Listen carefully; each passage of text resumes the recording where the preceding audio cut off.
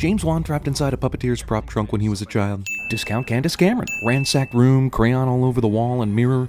Is this the work of a demon-possessed doll or a 4-year-old? Any normal person with normal eyesight would have seen this f***ing note on the floor the very instant they opened the door. Especially if you're sort of expecting a 2-foot doll to be the one knocking. It wanted to get inside of you.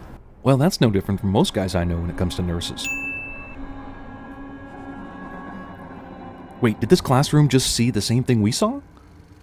You know, the demon leaving all those messages and drawing stuff in crayon, or did they just see an amateur film of a boring interview with nurses where they simply talked about the demon doll for 10 minutes? It seems unlikely the whole class would be this intrigued by a boring interview unless they saw exactly what we saw. But they couldn't have unless the nurses reenacted everything and the Warrens somehow got their hands on modern cameras and color correction. Look, I'm all for token international characters in film, but when you put the black guy next to the Middle Eastern lady, all you do is call attention to how many white people are in your shot. Any questions? What college is this in the 1960s that has almost no black people but also an extremely high interest in demon possession, enough that the room is completely full and nearly every single attendee raises their hand? I mean, it's gotta be Notre Dame, right? Yep. There's no way in the world anyone would be able to tell which person he's pointing at, particularly when half the audience has their hand up. Reading. Really slow reading. James Wan does not know how to scare you without first telling you it's all true. How many f***ing kids do these two have? They're like halfway to a reality show at this point. Family moves into a creepy new house, and the teenager hates it, and the dog senses evil before humans do, and there's a music box cliche. Hey, I like one-shots as much as the next film, nerd, but shouldn't you at least have a reason for doing one? Or interesting characters or action for us to watch while you're doing it? You guys done with the pizza? I don't want it going to waste. You got pizza delivered out here in the middle of nowhere in the 1970s? Damn, you're father of the year. Also, how did this huge family not finish off one pizza? There's like one slice per person with a pizza that size. Expensive feeding you, girl. It can't really be that expensive when they can barely handle one freaking pizza. I mean, it sounds like you could feed this family on a can of beets. This is just like Marley and Me, only I haven't had time to care about this dog yet. Well, why not just throw him in an incinerator? Destroy him. Well, that would only destroy the vessel. Pretty clearly said that demons can't possess things, they can only possess people. Demonic spirits don't possess things. And you said ghosts don't even have the power to manipulate these vessels. Now you're making it sound like there are demons inside these things, and that burning them would be like turning off the containment grid in Ghostbusters. Hell, in fact, if these things are just conduits, wouldn't it be better if they were destroyed? You can't go into this room no matter what, remember? Right, kids always follow that kind of advice. You may be an expert on demons, but you are a terrible father. I guess Nancy isn't freaked out about the door closing on its own, even though she couldn't see the demon. Said that it wants my family dead. Demon makes declaration that it wants the family dead, tests door creakiness and slammability to prove it means business. Nobody else in the entire household hears all these pictures fall down the stairs. But when Christine screamed earlier, everyone woke up and wondered what the hell was going on. Who is that? What idiot in their right mind does this? I mean, I know it's in movies all the time, but even if you don't believe in ghosts or demon hauntings, do you still want to yell out and give away your position to a burglar or rapist? Convenient of the demon to wait a whole week until the father has literally just returned from a trucking run to Florida before doing any actual Yet after he was possessed, spoke some of the best Latin I'd ever heard, sometimes backwards. Latin is a dead language.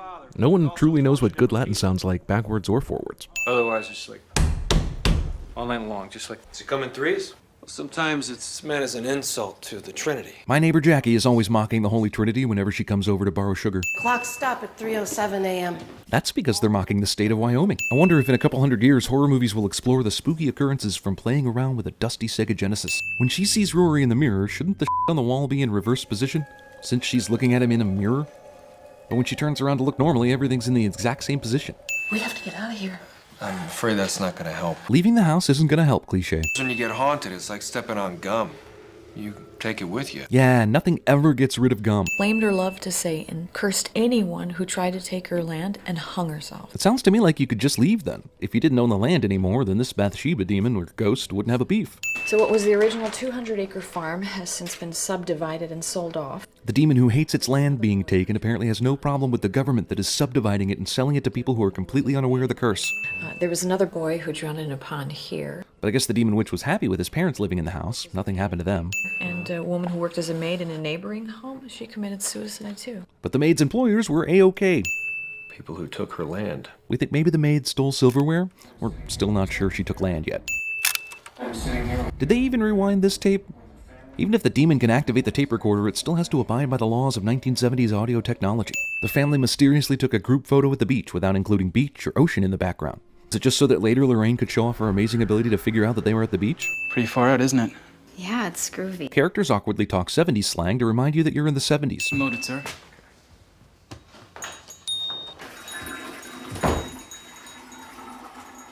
What? I had to go. Apparently no one heard Brad go into the bathroom in the first place. How come when the ghost hunters first show up at the house, the family's already sleeping collectively in the living room downstairs with bedding and mattresses and everything? And then when the intern kid is setting up the cameras, all the beds have bedding and mattresses on them again. But then that night when they get ready to observe the haunting, the beds are stripped of bedding and mattresses. Brad, get the camera. Oh, come on. This footage from a 1971 portable video camera is better than my iPhone? Earlier in the movie, we were told that the oppression stage is where the victim is broken down and left in a weakened state, so that the demon can take over for the third stage, possession. But in the previous scene, Carolyn doesn't look too broken down. She looks pretty chipper for someone who's on the brink of a demon possession. Geez, not one broken bone?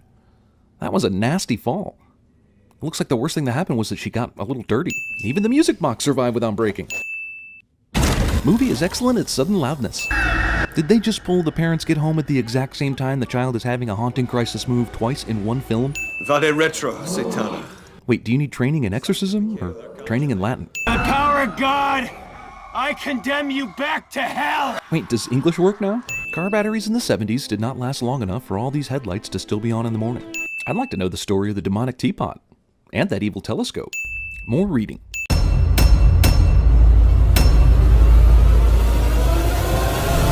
I condemn you back to hell!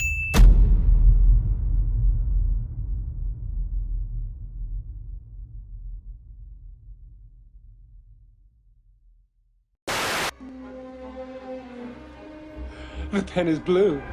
The pen is blue! The goddamn pen is blue!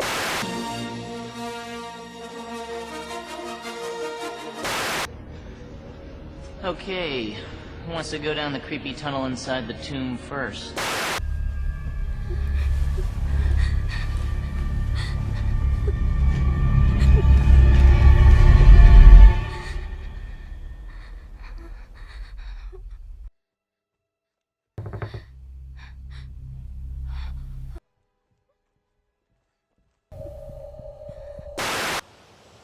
Do you remember what you said to me on our wedding night?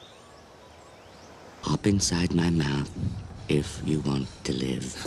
Well, that's to keep those doors from banging at night. Otherwise, it's like all night long, just like that.